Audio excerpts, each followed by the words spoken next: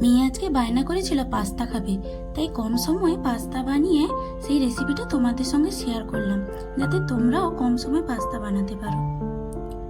প্রথমে একটা পাত্রে জল নিয়ে তাতে সামান্য লবণ এবং সামান্য হলুদ গুঁড়ো দিয়ে জলটা ভালো করে গরম করে নেবে। জলটা ফুটে গেলে তাতে পাস্তাগুলো দিয়ে দেবো।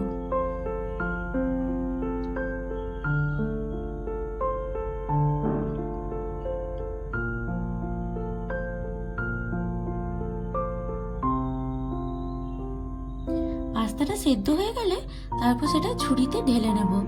ঝুড়িতে ঢালার পরে তোমরা একটু ঠান্ডা জল দিয়ে দেবে, তাতে পাস্তাটা জড়বে না। তারপর কড়াইতে তেল দেব।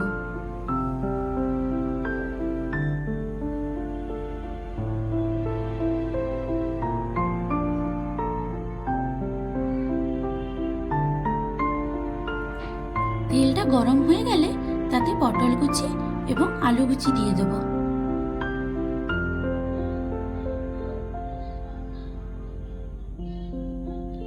তাতে লবণ এবং সামান্য হলুদ গুঁড়ো দিয়ে কিছুক্ষণ নেড়ে ঢাকা দিয়ে দেবো সেদ্ধ হওয়ার জন্য।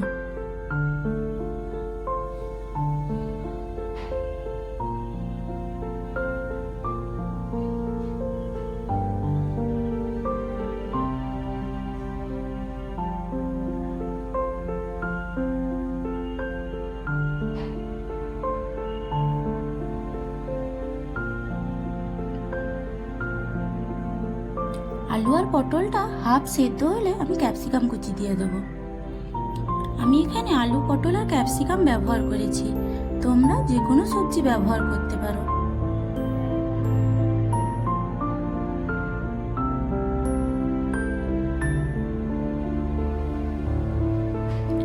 কিছুক্ষণ নেড়ে ঢাকা দিয়ে দেবো সেদ্ধ হওয়ার জন্য। সব সবজি সেদ্ধ হয়ে গেলে ভালো করে ভেজে নেব।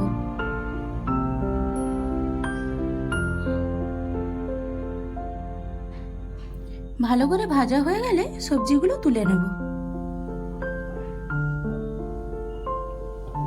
তারপর ওই কড়াইতে তেল দিয়ে দেব। তেল গরম হয়ে গেলে পেঁয়াজ কোচানো দিয়ে দেব।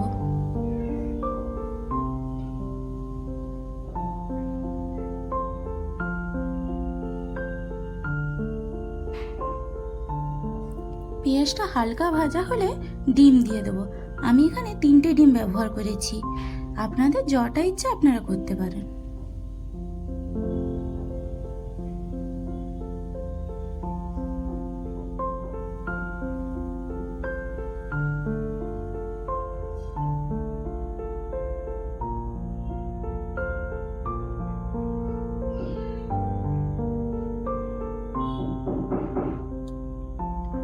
সামান্য লবণ দিয়ে ডিমটা ভেজে নেব।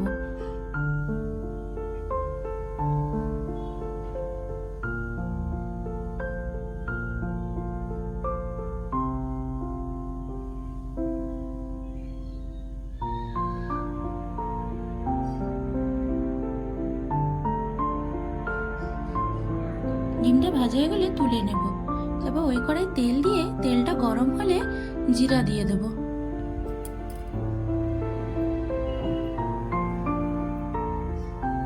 সিদ্ধ পাস্তাটা দিয়ে দেব।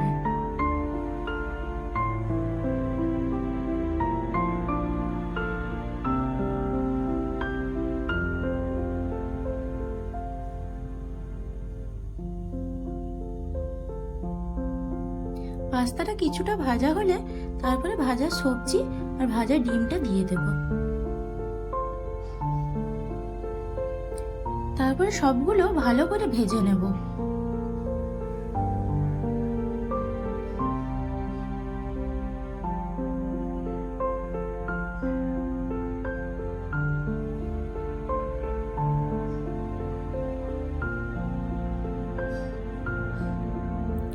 পাস্তা মশলা দিয়ে দেব।